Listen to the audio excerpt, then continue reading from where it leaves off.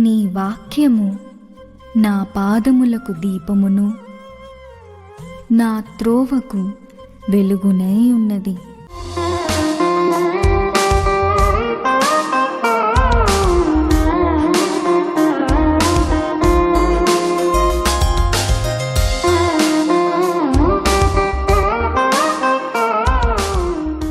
దేవునికి మహిమ కలుగును గాక.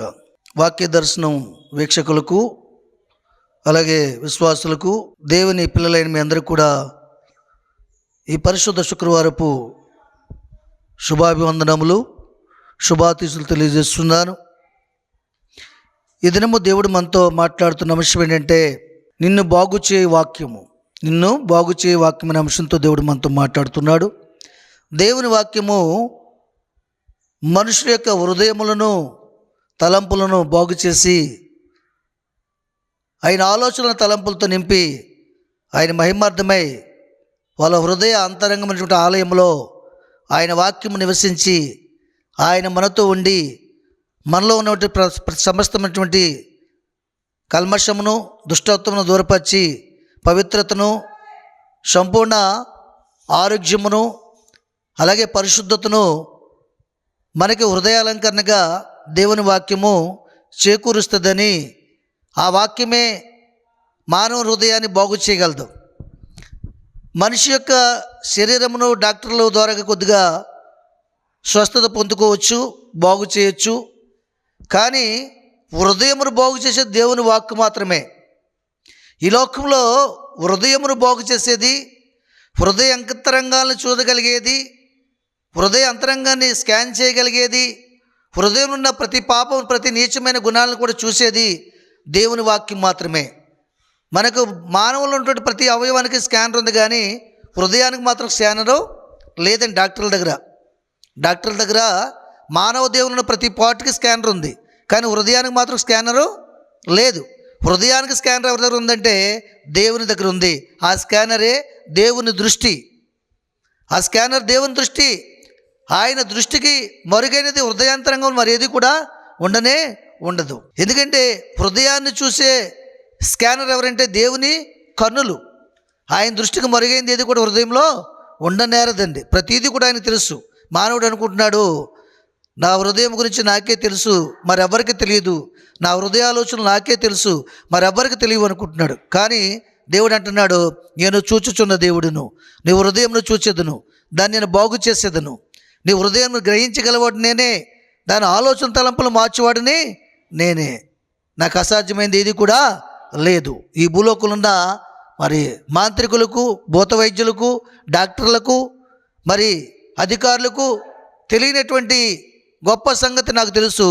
అదేంటంటే మానవుని హృదయం కూర్చున్నటువంటి మరి పరిస్థితులు నాకు బాగుగా ఎరిగిన వాడును, నేను చూచుచున్నవాడును, నీ హృదయాంతరంగాన్ని చూచుచున్నవాడును, నీ ఆలోచన తలంపులు కూడా నీ నోటి మాట బయటకు రాకమునిపే నువ్వేం మాట్లాడతావో ఆ తలంపులు, ఆలోచనలు కూడా మరి గ్రహింపు గలవాడును, నీ నోటంటూ వచ్చే ప్రతి మాటను వినివాడును, దానికి లెక్క చూసేవాడును నేనే అని దేవుని వాక్కు అనేటువంటి ప్రభు అయిన యేసుక్రీస్తు మనతో మాట్లాడుతున్నాడు. కాబట్టి వాక్యమే మానవ జీవితాన్ని బాగు చేసి, సరిచేసి, ఆయనకి ఇష్టమైన పాత్రగా మలిచి యోగ్యులుగా తీర్చిదిద్ది అయోగ్యమైన మనల్ని యోగ్యునిగా తెచ్చి ఆయన మహిమార్థమై వాడుకుంటుంది. ఆ లేఖనాలు మీకు చూపించాలని ఆశపడుతున్నాను నేను. కీర్తన గ్రంథం నుండి 107వ కీర్తన 20వ వచనం చూసుకున్నట్లయితే, ఆయన తన వాక్కును పంపి వారిని బాగు చేసును, ఆయన వారు పడిన గుంటలో నుండి వారిని విడిపించును. మనకు మొట్టమొదటి ఆ యొక్క వచనంలో 20వ వచనంలో మొట్టమొదటి వాక్యం మాత్రం మనకు కావాలి.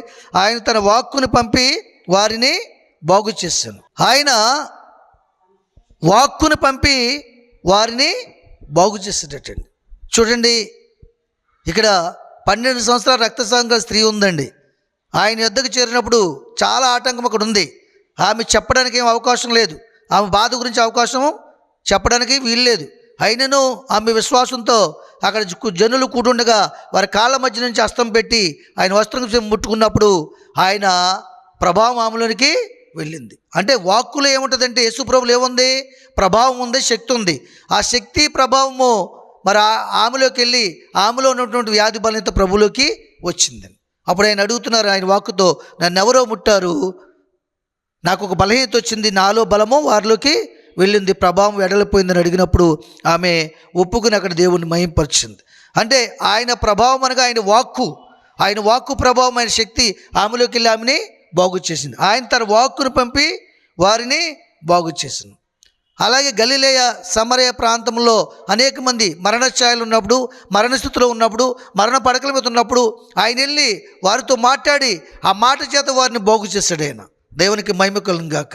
కాబట్టి ఆయన తన వాక్కును పంపి వారిని బాగు చేశాడండి. అలాగే యాయీరు కుమార్తె కూడా మరి చనిపోయినప్పుడు మరి ఆయన పిలుచుకుని వెళ్ళాడు ఆయన విశ్వాసంతో వచ్చి.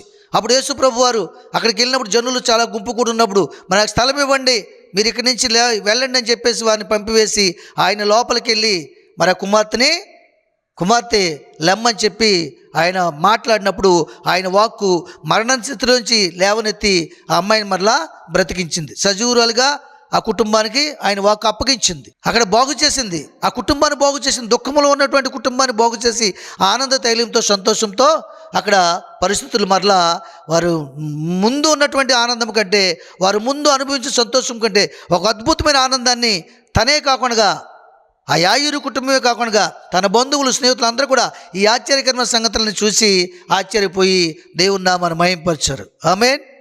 కాబట్టి ఆయన వాక్యే ఈ లోకంలో మానవుని హృదయాన్ని బాగు చేసే తప్ప మరేదినీ కాదు. లోకంలో ఉన్న ప్రతిదీ కూడా మానవ హృదయాన్ని పాడు చేసేదే. లోకంలో ఉన్న ప్రతిదీ కూడా శరీరాశ మానవ హృదయాన్ని పాడు చేస్తుంది. ఈ లోక సంబంధమైన చెడు పదార్థములు, ఏమండి, మద్యపానము మానవ హృదయాన్ని పాడు చేస్తుంది. ఈ లోకాశ మానవ హృదయాన్ని పాడు చేస్తుంది. శరీరాశ ఈ మానవ హృదయాన్ని పాడు చేస్తుంది. జీవడంబం మానవ హృదయాన్ని పాడు చేస్తుంది. ఈ లోకంలో ప్రతిదీ కూడా మానవుని యొక్క హృదయాన్ని పాడు చేసి దేవుని ఆలయంగా కాక దెయ్యాల గుంపుగా చేయాలని లోకనాథునిటువంటి అపవాది యొక్క ఉద్దేశము. వాడి ఉద్దేశం నెరవేర్చుకోవడానికే ఈ లోకంలో దాని ఆశని మరి దేవుని పిల్లమైన మనకు చూపించి దాని వైపు మన దృష్టిని మరచడానికి, మరల కొనపడానికి వాడు ఎల్లప్పుడూ ప్రయత్నం చేస్తుంటాడు. అనేక బాణములు మనం వేదొస్తుంటాడు. అయితే వాక్కు ఉన్నవారు మాత్రం వాని హృదయము ఆలోచనలు నెరవేర్చరు, వారి సొంత ఆలోచన నెరవేర్చరు. దేవుని మాటల్లో ఉన్నటువంటి మధురమైన శక్తిని, బలమును, ప్రభావం అనుభవించి దేవుని మాటను మాత్రం నెరవేర్చడానికి వారి జీవితంలో వారి ప్రాణం చేత లెక్క చేయక షద్రాకు మెషకు అబేద్నెగో వలె, దానియేలు వలె వాళ్ళ ప్రాణమును కూడా ప్రేమించుకునగా ప్రభు కొరకు అర్పణ చేసి సజీవులుగా ఎంచబడతారు. అనేక మందిని మారుస్తారు.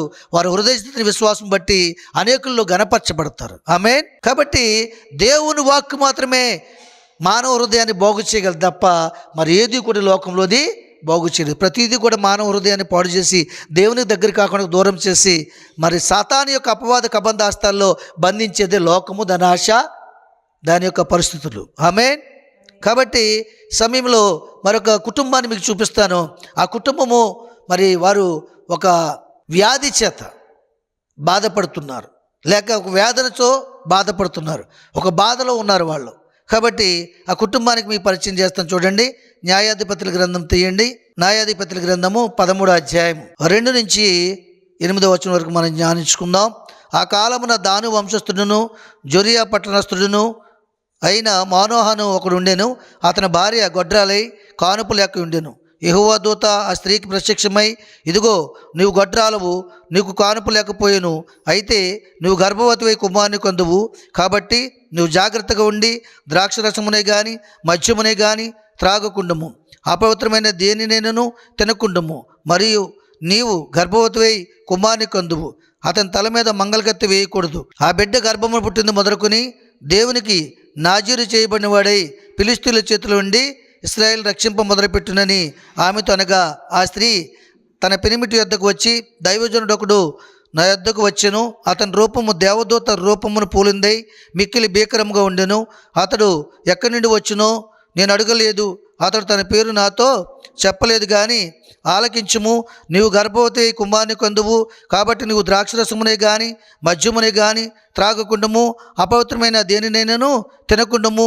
ఆ బిడ్డ గర్భం పుట్టినది మొదలుకొని చనిపో వరకు దేవునికి నాజీరు చేయబడినవాడైనని నాతో చెప్పినను. ఈ సందర్భము ఎవరి మధ్య జరుగుతుందంటే మానోహ భార్య మరి మానోహ కుటుంబం మధ్య ఈ సందర్భం జరుగుతుంది.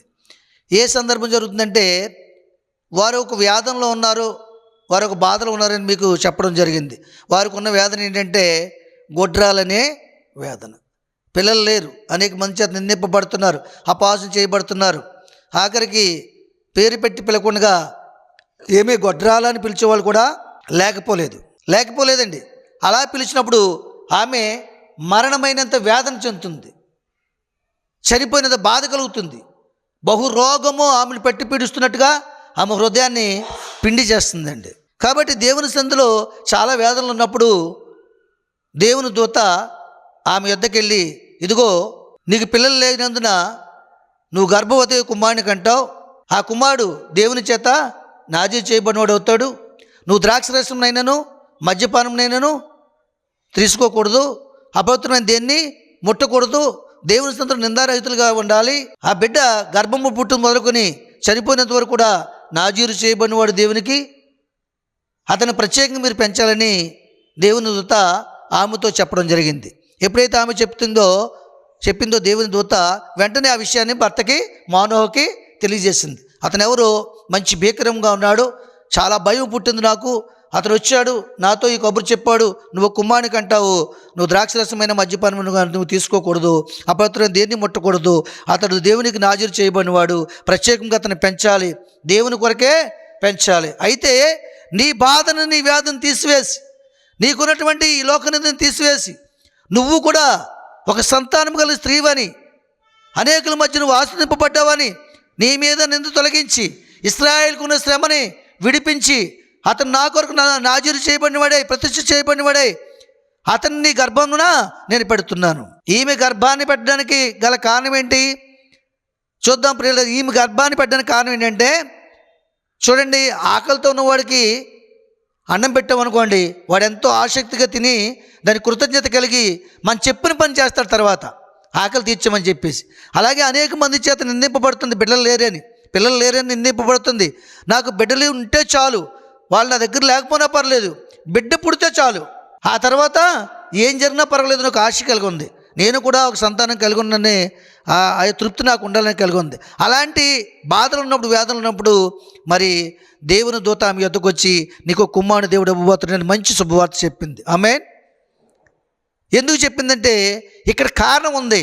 ఆమెకి ఇవ్వడానికి గల కారణం ఏంటంటే, అప్పటికే ఫిలిష్తీయులు ఇశ్రాయేల్ మధ్య చాలా వారు ఉంది, చాలా యుద్ధం జరుగుతుంది. ఎప్పటికప్పుడు ఫిలిష్తీయులు వచ్చి ఇశ్రాయేల్ని బాధ పెట్టి కొట్టి, చితక బాధ కొట్టి, చాలా ఇబ్బందులు పెట్టి ఎంతో వేదన గురి చేస్తున్నారు, ఏడిపిస్తున్నారు. ఇశ్రాయేల్లో ఫిలిష్తీయులను ఓడించేంత బలవంతుడు ఎవరునూ లేరు. దేవుడు చూసినప్పుడు, ఇశ్రాయేల్ అందరినీ చూసినప్పుడు ఫిలిష్తీయుల కంటే బలహీనలై ఉన్నారు వీరు శరీరపరంగానే. ధైర్యము చాలక, బలవంతులు లేక ఎప్పటికప్పుడు వారి చేత దెబ్బలు తింటూ ఎంతో వేదన చెందుతున్నారు. అలాంటి సమయంలో మరి ఇశ్రాయేలు ప్రజలు ఓడించిన ఫిలిష్తీయులు ఎవరైనా దేవుడు ఒక నిర్ణయం తీసుకుని, మరి ఆశ కలిగి ఉంది, చెప్పిన మాట విని ఆ ప్రకారంగా పెంచుతుంది, ఈమెకి ఇస్తని చెప్పేసి దేవుడే ఒక ఆలోచన చేసి ఇశ్రాయేలు ప్రజల నిమిత్తము ఫిలిష్తీయులను ఓడించడానికి మానోహ భార్య గర్భాన్ని దేవుడు దర్శించి, ఆమె గర్భాన్ని తెరిచి ఆమెకు ఒక నిబంధన ఇచ్చి, ఈ రకంగా నువ్వు పెంచాలని చెప్పి మరి అక్కడ ఆమెకి గర్భాన్ని ఇవ్వడం జరిగింది. ఆ తర్వాత జరిగిన విషయం ఏంటంటే 9వ వచనం నుంచి కూడా చూస్తే మనం ఇంకొక విషయం మనకు తెలియపరచబడుతుంది. దేవుడు మానవ ప్రార్థన ఆలకించిన గనుక ఆ స్త్రీ పొలంలో కూర్చుండగా దేవుని దూత ఆమెను దర్శించును. ఆ సమయమున ఆమె పెనిమిటి అయిన మానోహ ఆమె యొద్ద ఉండలేదు కనుక ఆ స్త్రీ త్వరగా పరిగెత్తి, ఆనాడు నా యొద్దకు వచ్చిన పురుషుడు నాకు కనబడినని అతనితో చెప్పాను. అప్పుడు మానోహ లేచి తన భార్య వెంబడి వెళ్ళి ఆ మనుషుని యొద్దకు వచ్చి, ఈ స్త్రీతో మాట్లాడిన వాడు నీవేనా అని అతన్ని అడుగగా అతను నేనే అనను. అందుకు మానోహ, కావున నీ మాట నెరవేరినప్పుడు ఆ బిడ్డ ఎట్టివాడుగునో అతడు చేయవలసిన కార్యం ఏమిటో తెలుపమని మనవి చేయగా, యెహోవా దూత, నేను ఆ స్త్రీతో చెప్పిందంతయో ఆమె చేసుకొనవలెను. ఆమె ద్రాక్షవల్ల నుండి పుట్టింది ఏది కూడా తినకూడదు, ఆమె ద్రాక్షరసంనైనను మద్యంనైనా త్రాగకూడదు, అపవిత్రమైన దేనిని తినకూడదు, నేను ఆమెకు ఆజ్ఞాపించిందంతయో ఆమె చేకొనవలనని మానోహతో చెప్పాను. ఇక్కడ మరలా ఈసారి అతను వచ్చి కనబడినప్పుడు నాకు తెలియపరచమని మానవ తెలియజేసినప్పుడు ఆమె ఒంటరిగా ఉండి ఒక చేలో ఉన్నప్పుడు మరలా దూత వచ్చి కనబడింది. అంటే మానవ చెప్పిన మాట, అతని కలవరము, అతని హృదయంలో అపనమ్మకమైన మాట, అది నిజమా కాదన్న మాట నెరవేర్చిన దూత మరలా ఈమె వద్దకు వచ్చి ఈమె దర్శించి మాట్లాడుతుండగా ఆమె వెళ్ళి చెప్పినప్పుడు ఆమె వెంబడి వెళ్ళి మానోహ అడుగుతున్నాడు, ఇగో మాతో నువ్వు చెప్పిన మాట నెరవేరినప్పుడు ఆ బిడ్డను ఎలా పెంచాలి, ఏ రీతిగా పెంచాలి, ఆ విషయంలో మాకు తెలియచేయమన్నప్పుడు మరి ఆయన మరలా చెప్పడం జరిగింది. అక్కడ ద్రాక్షరసంనైనను మరి మద్యమునైనను త్రాగకూడదు, అపవిత్రమైన దేనైనా ముట్టకూడదు అని ఎందుకు చెప్పాడంటే, నీకు పుట్టబో బిడ్డ పవిత్రమైన పరిశుద్ధాత్మ ద్వారా కలుగుతున్నాడు, పవిత్రమైన దేవుని వాక్కు ద్వారా కలుగుతున్నాడు. ఇదిగో నీ వేదన చేసి నీ బాధను తొలగించి సంతోషపరచడానికి, నీకే కాకుండా నీ ప్రజలైన ఇశ్రాయేలు వారి చెర నుండి విడిపించి ఫిలిష్తీయుల మీద విజయం పొందుకోవడానికి ఒక బలసురుడు నీ గర్భంలో పుట్టబోతున్నాడు. కాబట్టి నాకు ఇష్టము లేనిది ఏది కూడా నువ్వు చేయకూడదు అని చెప్తున్నాడు దేవుడు. అక్కడ ఆ దినాల్లో ద్రాక్షరసంనైనను మరి మద్యపానమైనను నువ్వు తీసుకోకూడదని ఎందుకని ఊరంటే, ఆ దినాల్లో మందులు లేవు, డాక్టర్లు లేరు. ఏదైనా బలహీనత వస్తే ద్రాక్షరసం తాగి దాన్ని ఆ మత్తులో పడుకోవడము, లేకపోతే దానివల్ల కొంచెం బాగవుతుందని నమ్మకంతో ద్రాక్షరసమును మద్యమును ఇవి తీసుకుని వాళ్ళు బలపరుచుకుని శరీరాన్ని ముందుకు కొనసాగేవారు. అది దేవుని దృష్టికి అపవిత్రమైనదే, అయినను వారు చేస్తుండేవారు వారి బలహీనతలను బట్టి. కాబట్టి ఆ పరిస్థితుల్లో నువ్వు చేయకూడదు, అపవిత్రమైన దేన్ని కూడా ముట్టకూడదని చెప్పినప్పుడు ఆ విషయాన్ని మానోహ కూడా నమ్మాడు. ఆమేన్.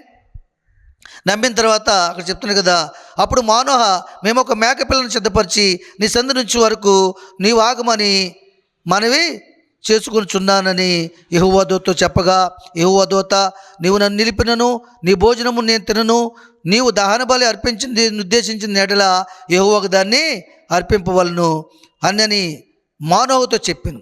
అతడు మానోహ యెహోవా దూత అని మానోహకు తెలియలేదు. కాబట్టి మానోహ నీ మాటలు నెరవేరిన తర్వాత మేము నిన్ను సన్మానించినట్లు నీ పేరేమని యెహోవా దూతను అడుగగా, యెహోవా దూత నీవేళ నా పేరు అడుగుచున్నావు, అది చెప్పచక్యమి కాదని అనేను. అంతటా మానోహ నైవేద్యముగా ఒక మేకపిల్లను తీసుకుని ఒక రాతి మీద యెహోవాకు అర్పించును. మానోహ అతని భార్య చూచుండగా ఆ దూత ఒక ఆశ్చర్య కార్యం చేస్తును. ఎట్లనగా జ్వాలల బలిపీఠం నుండి ఆకాశమునకు లేచుండగా యెహోవా దూత బలిపీఠం మీద ఉన్న ఆ జ్వాలల్లో పరమునకు ఆరోహణమాయెను. మానోహయు అతని భార్యయు దానిని చూసి నేలకు చాకిలిపడిరి. చూసారా, ఇక్కడ చక్కని సందర్భం జరిగిందండి. ఎప్పుడైతే ఈ శుభవార్తని, ఈ సంతోషకరమైన వార్తని మానోహు విన్నాడో మరి అతన్ని ఘనపరచాలనుకున్నాడు. ఎవరిని? దూతని ఘనపరచాలనుకుని అతనికి ఒక కానుక కూడా ఇవ్వాలని, ఆగుము నీ పేరేమని అడిగాడు. నా పేరు నువ్వు ఎందుకు అడుగుతున్నావు, చెప్పశక్యమో కానిదని చెప్పి అన్నప్పుడు అప్పుడు యెహోవాయే దూతను పంపాడు గనక, కాబట్టి నువ్వేదైనా అర్పించాలనుకుంటే యెహోవాకు అర్పించాలి, కానీ దాన్ని పొందుకోవటానికి నేను అర్హుడిని కాదని దూత చెప్తుందండి. చెప్పినప్పుడు అది గ్రహించైనా ఒక మంచి మేకపిల్లను తీసుకొచ్చి నైవేద్యం చేసి మరి దహన బలి అర్పించగా ఆ దహన బలిలోంచి అగ్నిజ్వాలలు వస్తుండగా ఆ అగ్నిజ్వాలలోంచి దూత వెళ్ళిపోవడం జరిగింది. ఆమేన్. దేవునికి మహిమ కలుగును గాక. ఎప్పుడైతే అలా జరిగిందో యెహోవాయే వారి యొద్దకే దూతను పంపించాడు. యెహోవాయే ఈ వాక్కుని, ఈ శుభవార్తని మాకు వినిపింపజేసాడని నమ్మి విశ్వసించి వారు ఎంతగానో సంతోషించడం జరిగింది. అయితే ఈ సందర్భాన్ని బట్టి దేవుడు మనకు తెలియజేస్తుంది ఏంటంటే, లేక నీకు జరిగిన కార్యం కొరకు, నువ్వు తలపుచున్న కార్యం కొరకు దేవుడు నీకు చేసినప్పుడు అది నీ నిమిత్తమే కాక అనేకులకు సాక్షార్థమై నువ్వు వినిపింపజేసి అనేకుల్ని మరి దేవుని భయము లేక లోక భయములు, అధికార భయములో, అపవాది భయములో చిక్కుకున్న వారిని విడిపించడానికి ఒక సాక్షార్థంగా నిన్ను వాడుకుంటున్నాడని, వారి విడుదల కొరకే ఈ గొప్ప కార్యం నువ్వు చేశాడని, ఆ కార్యం తెలియజేసి దేవుని నామాన్ని మహిమపరచాలని, అనేకులు దేవుని యొద్దకి నడిపించి వాళ్ళని తృప్తిపరచాలని సంగతి బాధ్యత నీ మీద ఉన్న సంగతిని మానోహను బట్టి దేవుని దూత మనకు అర్థమయ్యేలాగా తెలియజేస్తుంది. ఆమేన్. అంతేకాకుండా నీ కార్యం జరిగినప్పుడు తప్పక నువ్వు కానుక అనేది సమర్పించాలి. అది మనుషునికి కాదు కానీ దేవునికే సమర్పిస్తున్నానని తలంపు నువ్వు కలిగి ఉండాలి. ఆ కానుక ఏంటంటే, మొట్టమొదటిగా నువ్వు చేయవలసిన పని, ఆ జరిగిన కార్యాన్ని బట్టి ఆరాధన పెట్టుకుని అనేక మందిని పిలిచి ఆ నీ ఇంటి చుట్టుపక్కల ప్రాంతంలో సువార్తను అందించి దేవుని నామాన్ని మహిమపరచాలి. సాక్ష్యం చెప్పి నీ సాక్ష్యం బట్టి అనేకులు దేవుని యొద్దకు వచ్చేలాగున స్థిరమైనటువంటి సాక్ష్యంగా నిలుచుండలాగిన నీ ప్రవర్తన అంతటినీ మార్చుకుని మరెన్నడూ కూడా జీవితంలో దేవుడు ఏదైతే చెప్తున్నాడో అపవిత్రమైన దాన్ని ముట్టకుండా, అన్యాయం చేయకుండా, ఇతరులకు హాని చేయకుండా, కనికరము, ప్రేమ, సమాధానము కలిగి అనేకులు దేవుని యొద్దకు నడిపించి ఒక పాత్రగా నువ్వు ఉండాలని ఈ వాక్యం బట్టి దేవుడు మనకు తెలియజేస్తున్నాడు. అంతేకాకుండా మరి అక్కడ దేవుని కార్యమును చూస్తావు, అలా జీవించినట్లయితే, అలాగా స్తుతి అర్పించినట్లయితే మరొక కార్యం నువ్వు దేవుడి కార్యము చూస్తావు. ఆ కార్యం ఏంటంటే దేవుని దూత అగ్నిజ్వాలలోంచి, నీ ఆరాధనలోంచి పరమునకు వెళ్ళి నీ సాక్ష్యాన్ని, నువ్వు ఇచ్చిన సాక్ష్యాన్ని, ఇతరులకు నువ్వు కనబరుస్తున్నా నీ ప్రవర్తనని, నీ పక్కవారి పిడిపించి నీ సాక్ష్యాన్ని దూత సరాసరి దేవుని యొద్దకు వెళ్ళి తీసుకెళ్ళి జీవ గ్రంథంలో లిఖింపజేస్తుంది. చెప్పలు కూడా దేవుని మహింపరుద్దాం. హల్లెలూయా. కనుక దేవుని సన్నిధానంలో మనం చేయవలసిన పని ఏంటంటే మన జరిగిన కార్యమును చూసి మనం కానుక సమర్పణ చేయాలి. కానుక సమర్పణ చేయాలి. అప్పుడే దేవుని సందులో దేవుడు మన యొక్క కానుకను స్వీకరిస్తాడండి. అలాగ జరిగింది. అలాగ జరిగినప్పుడు వారు ఎంతగానో భయపడి దేవుణ్ణి మహిమపరచారండి. ఆ తర్వాత ఏం జరిగిందంటే, ఆ తర్వాత యెహోవా దూత మరల మానోహకును అతని భార్యకును ఇక ప్రత్యక్షము కాలేదు. ఆయన యెహోవా దూతని మానోహకు తెలుసుకుని, మనం దేవుని చూస్తాం కనుక మన నిశ్చయముగా చనిపోదుమని తన భార్యతో అనగా, అతని భార్య యెహోవా మనలను చంపగోరిన ఎడల ఆయన దహంబలిని నైవేద్యం మన చేత అంగీకరింపడు, ఈ సంగతులన్నింటినీ మనకు చూపించడు, ఈ కాలమున ఇట్టి సంగతులను మనకు వినిపించడని అతనితో చెప్పెను. తరువాత ఆ స్త్రీ కుమారుని కని అతనికి సంసోనుని పేరు పెట్టెను. ఆ బాలుడు ఎదిగినప్పుడు యెహోవా అతన్ని ఆశీర్వదించాను. చూసారా, అయినా సరే దేవుని భయం ఎంత గొప్పదో చూడండి మానోహకి. అయినా సరే ఏం చెప్తున్నాడు, యెహోవా దూత మనతో మాట్లాడి వెళ్ళిపోయింది, మనం దేవుని చూసాము, దేవుని దూతను చూసాము, ఆయన స్వరమును చూసాము, కాబట్టి మనం చంపబడతామేమో అన్నటువంటి భయం కలుగున్నప్పుడు ఆ స్త్రీ గ్రహిస్తుందండి. ఎందుకు గ్రహిస్తుందంటే 2 మార్లు ఆమెతో మాట్లాడింది దూత, 2 మార్లు ఆమెతో మాట్లాడింది. ఎక్కువగా మాట్లాడేది దేవుడు సంఘములో కానీ ఎక్కడైనా సరే మొదటి నుంచి కూడా స్త్రీతోటే మాట్లాడాడు. చూడండి, అబ్రాహామును చూసుకోండి మీరు. అబ్రాహాము లోబడి వచ్చిన తర్వాత గర్భఫలం కోసం మేదటి సంవత్సరానికి వచ్చే సమయానికి నువ్వు కుమారుని కందువని ఎవరితో చెప్పారు? శారాతో చెప్పారు. అవును కదండి, దేవుని దూతలు శారాతో చెప్పారండి. అలాగా దేవుని సందులో ప్రతి ఒక్కటి కూడా స్త్రీలతోటే ఎక్కువగా దేవుడు ఈ గర్భఫల విషయంలో దర్శించి మాట్లాడతాడు. దేవునికి మహిమ కలుగును గాక. అలాగే పాపాత్ములైన స్త్రీతోటి కూడా దేవుడు మాట్లాడాడు. ఏమని? అమ్మా, ఎవరు నీకు హాని చేయలేదా? అయితే నేను కూడా నీకు హాని చేయను, మరన్నాడు పాపము చేయకు. దేవుని వాక్కు అక్కడ దర్శించింది, ఒక పాపాత్ములను పవిత్రులుగా చేసిందండి. చాలామంది అంటారు, వేషధారులు, నామకార్థ క్రైస్తవులు, భక్తులు అంటారు, మేము ఈ త్రాగుడు మానలేకపోతున్నాం, ఈ బూతులు మానలేకపోతున్నాం, ఈ యొక్క ప్రవర్తన మార్చుకోలేకపోతున్నాం, దేవుని ఎత్తుకు వస్తున్నాం కానీ మేము ఈ పనులు చేయలేకపోతున్నాం, ప్రార్థన చేయలేకపోతున్నాం, పాటలు పాడలేకపోతున్నాం, అర్పణ చేయలేకపోతున్నాం, దేవుని చిత్తాన్ని గ్రహించలేకపోతున్నాం అని చెప్తుంటారు. చెప్పుకుని వాళ్ళ జీవితాన్ని దాటేసుకుంటూ వెళ్ళిపోతారు. కానీ ఒక దినం ఈ మాటలన్నింటిని బట్టి లెక్క అనేది అప్పచెప్పవలసిన పరిస్థితి అనేది ఉంది. అలాగే అనుకోవటానికి వీల్లేదు. కారణం ఏంటి? అలాగే ఎందుకో అనుకుంటావు? వాక్కుని నేను దర్శించినప్పుడు వాక్కుని హృదయంలో తీసుకోవట్లేదు, వాక్యాన్ని మహిమపరచాలని ఆశ నీకు లేదు, నిబంధన జీవితం లేదు. ఈరోజు నాతో మాట్లాడో ప్రభువా, నీ వాక్కు చేతను దర్శించావు, మరెన్నడూ పాపం చేయనని నీ వాక్యం నన్ను బ్రతికించిందని ఆ స్త్రీ నిబంధన చేసుకుంది. జీవితకాలం అంతా దేవుణ్ణి మహిమపరిచింది. జీవితకాలం అంతా అన్యాయంగా సంపాదించిన సంపాదనని దేవుని పాదాల మీద పోసి కురులతో కడిగి తుడిచి దేవుని నామాన్ని మహింపరిచింది. అందుకే ఏం చెప్పాడు దేవుడు? నా నామం ఎక్కడైతే ప్రశంసింపబడుతుందో, ప్రకటన చేయబడుతుందో అక్కడ ఈమె గణపరచబడుతుంది, ప్రశంసింపబడుతుంది. మంచి కార్యం చేసింది, చెడ్డ కార్యం జీవితం అంతా చేసింది. దేవుని వాక్కు ఎప్పుడైతే ఉందో అప్పుడు మంచి కార్యం చేయడానికి సిద్ధపరచుకుంది తన హృదయాన్ని సిద్ధపరచుకుంటే. అందుకని దేవుడు ఏమంటే, భక్తుడు అంటున్నాడు, కీర్తనకారుడు, దేవా మంచివారికి మేలు చేయము, యథార్థ హృదయకు మేలు చేయమంటాడు. ఎస్, మంచి హృదయం గల వారికి, మంచి నిర్ణయం తీసుకున్న వారికి దేవుడు మేలు చేయక మానడు, యథార్థవంతుడికి ఏ మేలు చేయక మానడు. మనకి మేలు జరగట్లేదు మనం చెప్తున్నామంటే మనం యథార్థంగా లేమని అర్థం. కనుక అప్పుడు మరలా అక్కడ ఆ సందర్భం జరిగిన తర్వాత మరి దేవుని వాక్కు అక్కడ ఏమైందంటే కార్యముగా రూపుదాల్చుకుని ఆమెకి ఏం జరిగింది?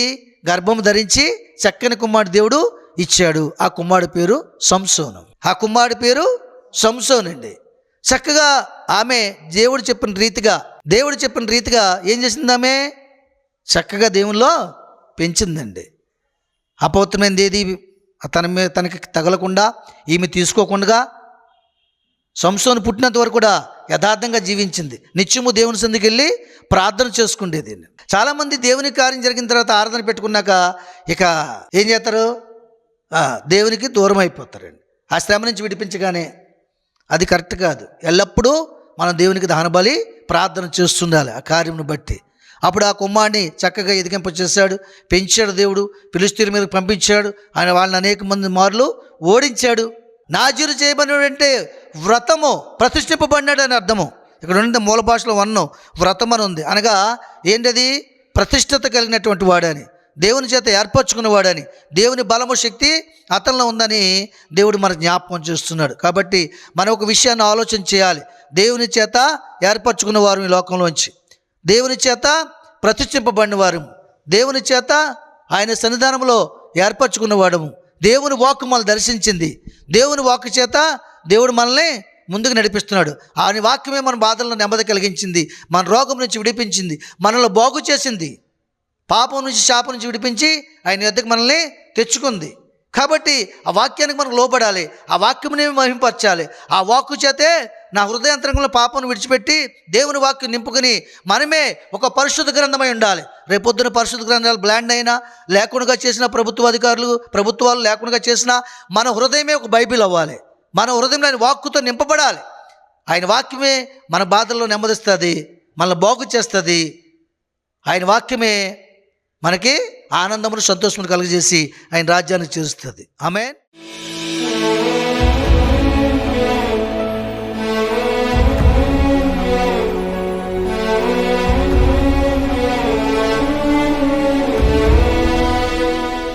పరిశుద్ధుడు అయిన మా తండ్రి, ప్రేమ నమ్మకం కలిగిన ప్రభువా, సర్వాధికారైన ప్రభువు, నీ ఘనమైన శ్రేష్టమైన నామను బట్టి లెక్కలేని స్తుతులు, స్తోత్రాలు, వందనాలు.